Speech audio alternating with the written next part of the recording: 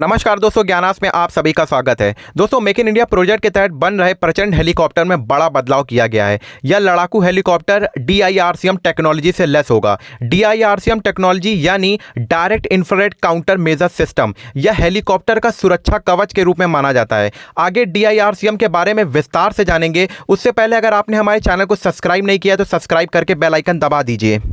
दोस्तों, प्रचंड जो है वो भारत का हल्का स्वदेशी हेलीकॉप्टर है। इसे HAL यानी हिंदुस्तान एरोनॉटिक लिमिटेड द्वारा विकसित किया जा रहा है। यह लद्दाख और कारगिल जैसे ऑपरेशन करने के लिए डिज़ाइन किया जा रहा है। अब आपको बता दूं कि DIRCM टेक्नोलॉजी होती क्या है। DIRCM टेक्नोलॉजी एक एयरक्राफ्ट जो प्रोटेक्शन सिस्टम होता है, जो हेलीकॉप्टर या किसी भी विमान को दुश्मन की जो इंफ्रा गाइडेड मिसाइल होती है उससे बचाने का काम करता है। हेलीकॉप्टर में लगा यह सिस्टम आने वाली जो हिट सीकिंग मिसाइलें होती हैं उनका पता पहले बात तो लगाता है, और फिर DIRCM जो सिस्टम होता है तुरंत उस एक्टिव होकर एक लेज़र बीम भेजता है। यह पूरी प्रक्रिया आसान भाषा में अगर समझें तो दुश्मन ने अगर आपका हेलीकॉप्टर डिटेक्ट कर लिया है या डिटेक्ट करने की कोशिश कर रहा है तो ये जो DIRCM सिस्टम होगा ये लेज़र बीम भेजकर उसका ध्यान भटका देगा। दोस्तों, हेलीकॉप्टर में का सबसे बड़ा खतरा तो मैनुअल जो एयर डिफेंस सिस्टम होता है और जो इंफ्रारेड गाइडेड मिसाइल होती है वो एयरक्राफ्ट का सबसे बड़ा दुश्मन माना गया है। पाकिस्तान और चाइना के पास में यह मिसाइलें बहुत पहले से हैं। बिना जो ये सिस्टम होगा DIRCM सिस्टम के हेलीकॉप्टर आसानी से टारगेट किया जा सकता है। दोस्तों, इसलिए जो DIRCM टेक्नोलॉजी अपने आप में एक उन्नत टेक्नोलॉजी माना जाता है।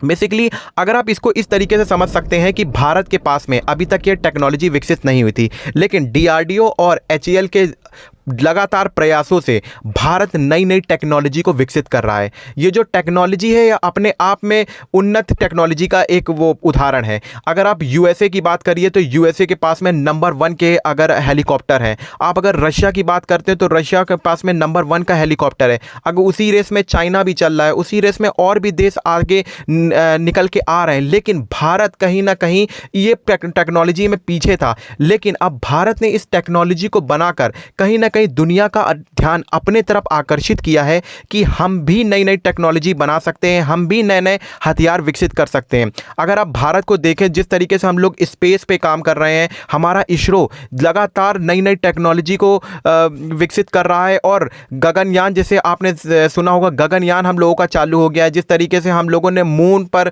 साउथ पोल पर सबसे पहले लैंडिंग किया, तो ये कहीं ना कहीं भारत की उभरती शक्ति को दिखाता है। भारत जिस तरीके से टेक्नोलॉजी इंप्रूव कर रहा है, भारत AI पे काम कर रहा है, भारत माइक्रो चिप्स के ऊपर काम कर रहा है, भारत जो सेमीकंडक्टर है उस पर फोकस बनाए हुए है। जिस तरीके से भारत चाह रहा है कि दुनिया के कंधे से कंधा मिलाकर चलना सोच रहा है, क्योंकि जिस तरीके से टेक्नोलॉजी में अब दुनिया आगे बढ़ रही है, अब वो कहीं ना कहीं भारत को भी करना होगा और भारत कर भी रहा है। जिस तरीके से भारत AI जैसे उसमें काम कर रहा है, भारत चाहता है कि कहीं ना कहीं अब देश की में जो ये प्रक्रिया, पुरानी प्रक्रिया चल रही हैं उन्हें बदला जाए और भारत को फिर से अपडेट किया जाए। ये जो सिस्टम अभी भारत ने विकसित किया है, जो DIRCM सिस्टम है, ये हेलीकॉप्टर की रीढ़ की हड्डी का काम करता है। इसीलिए DRDO और HAL द्वारा इसे प्रचंड जैसे हेलीकॉप्टर पर लगाया गया है, ताकि यह हेलीकॉप्टर अपने आप में इतना सुरक्षित हो जाए कि इसे जल्दी कोई भेद ना सके। अगर आप बात करें कारगिल वगैरह जैसे वॉर हुआ था, उस समय जिस तरीके से अमेरिका द्वारा हम लोगों को स्पेस वगैरह क्षेत्र पर सुरक्षा देने से मना कर दिया था, उन्होंने इंफॉर्मेशन साझा करने से मना कर दिया था, तो भारत ने खुद काम कर कर अपनी दिन रात मेहनत करके अपने आप को इस काबिल बनाया कि आज हम लोग दूसरे देशों को इंफॉर्मेशन, स्पेस इंफॉर्मेशन देते हैं।